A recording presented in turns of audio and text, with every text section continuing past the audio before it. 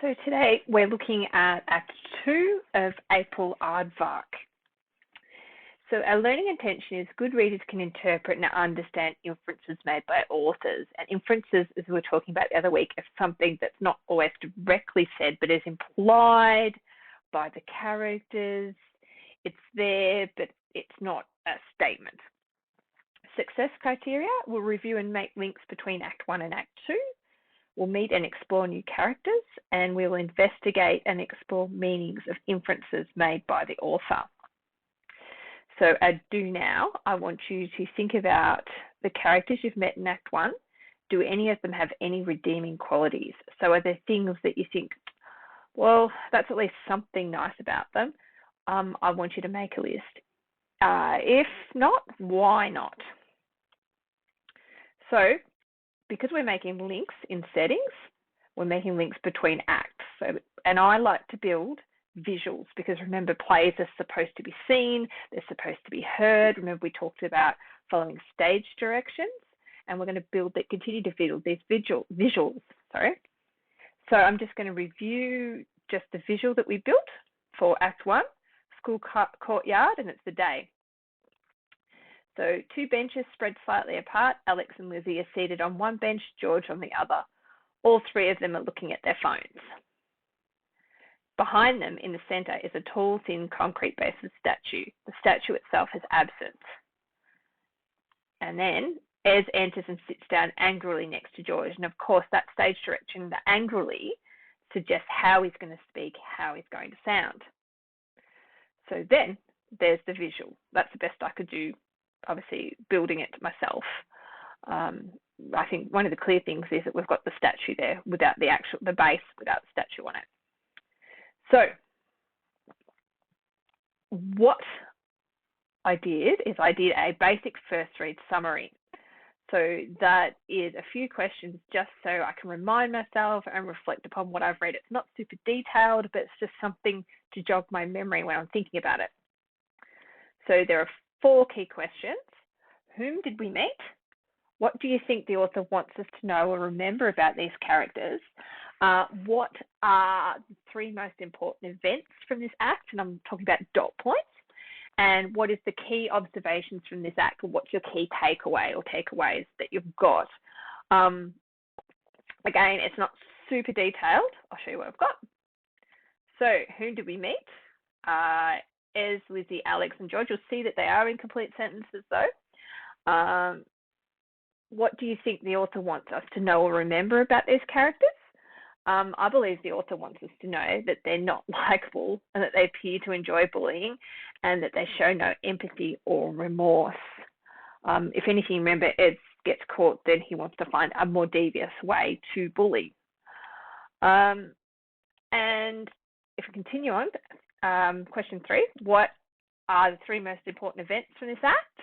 So that Ez feels superior and untouchable as his dad was able to use his influence to stop him getting expelled for his previous bullying. That Ez appears to be the driving force and the antagonist for the bullying. That others appear to go along with whatever Ez says. They also appear to take delight and enjoy it. You'll notice the word appear because that's how it seems. It may be true, it may not be true. Final question. What are the key observations from this act? My key takeaways were that Ez's feeling of superiority and lack of reflection and remorse comes from his father's influence, and that the statue being built reinforces the perceived influence that he has, but Ez does not appear entirely comfortable talking about it. He doesn't want to mention the statue. He doesn't want to mention his dad. All right, so I showed you this was my example from the other day of Ez or Ezekiel. Just go back for that a second. Again, the bullying antagonist. It's got a lot of questions. It's a lot of my first judgments of him. Now, Lizzie, I thought that she was very much a follower, self-absorbed, all about appearance, and a bully as well. Clearly a bully. These were obviously the characters that I asked you to mind map the other day. You might have come up. Probably did come up better things than I did, but this is just my first glance at the characters. A bully, a follower, So does she really know what she's talking about? You think about factuary, actuary, all that sort of stuff, accuracy, factory, or whatever she was saying, talking about a Barbie's talking to her, all those sorts of things. Is that just a part of her? And she's all about appearance as well, suggesting that, reminding everybody that she is the most beautiful person there. George too is a part of the bullying. He does question things though. He's the one, if you look at the text, he is asking a lot of the key questions. Appears to have more basic knowledge on things, difference between an aardvark and an albatross, all those sorts of aspects. And he helps and reinforces the name April Aardvark. Clearly, there's not a lot of likable redeeming features in these characters. I'd be interested to know if you did find any.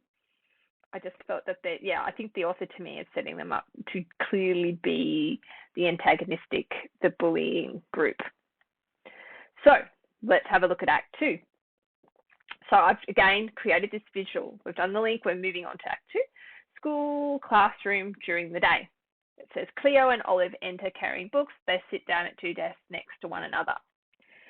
While they're speaking, Hilly enters and sits down at a nearby desk. He has a small handheld radio pressed to his ear. So that's what I've tried to create, that visual of the classroom here. You'll see it without the text, that they're sitting there waiting, chatting, and he's there and sits down with his radio. So obviously in a minute, I will ask you to read or listen to Act 2. First thing you notice, Cleo clearly loves her activism, but requires her friend to join in. And again, this might just support your reading, some of these points. You might agree, you might disagree.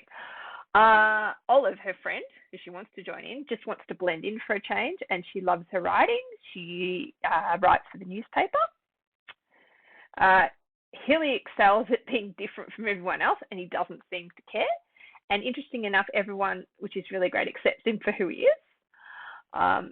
Maud is trying to become a food empire mogul, the Uber Eats of school.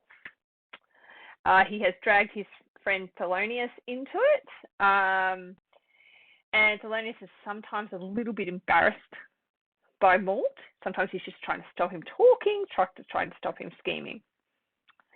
They all fear Ez and see him as a bully. And you see this, they start to whisper at the end of the act when he comes in. Obviously, that's not great detail, and you'll get more when you read it or listen to it or do a mixture of both.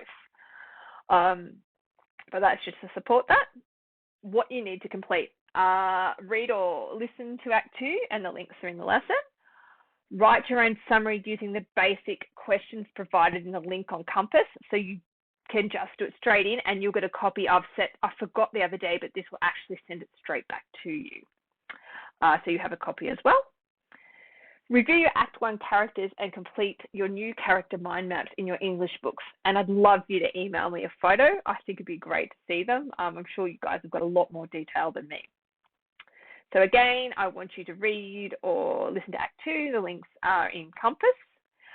Please, obviously you're listening to this, so you can pause it, listen to it again, listen to what I've had to say, do whatever you need to do.